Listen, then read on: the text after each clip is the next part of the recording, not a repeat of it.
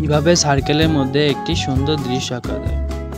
দেখেন বন্ধুরা, প্রথমে আমি একটি দাগ দিয়ে দিচ্ছি। সূর্য আঁকার জন্য আমি একটি কয়েনের সাহায্য নিচ্ছি। কয়েনটি দাগ বরাবর রেখে কয়েনের চারপাশে দাগ দিয়ে একটি সার্কেল করে ফার্স্টে যে দাগ দিয়েছিলাম সেটার পর দিয়ে ঠিক এভাবে গাছ আঁক। দূরের গাছ যার জন্য এরকম কালো কালো করে আঁকে নেব।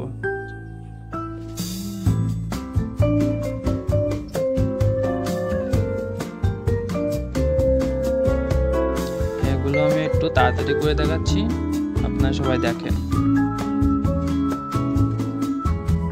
ঠিক এভাবে সবাই আস্তে আস্তে করবে। এবার ও গাছগুলোর ছায়া যে গাছ হবে সেইটা আঁকবে। একটু তাড়াতাড়ি করে দেখাচ্ছি যাতে ভিডিওটা বড় না হয়।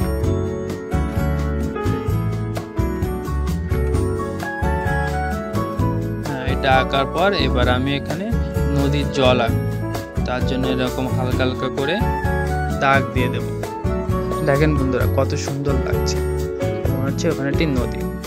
এবার আমি যে সূর্য আঁকার জন্য যে সার্কেল ছিলাম তার চারিপাশে এরকম করে হালকা করে এভাবে করে দেব। দেখেন বন্ধুরা কিভাবে আমি সহজে সূর্যটা আঁকি।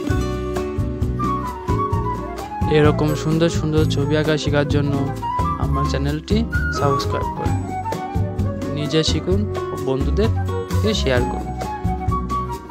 বন্ধুরা সবাই ধীরে ধীরে ছবি আঁকবেন। দেখেন আমিও ঠিক ধীরে ধীরে আঁকছি। যত ধীরে আঁকবেন তত ছবিটি ভালো দেখা যাবে, কোনো কিছুই তাড়াহুড়ো ভালো না।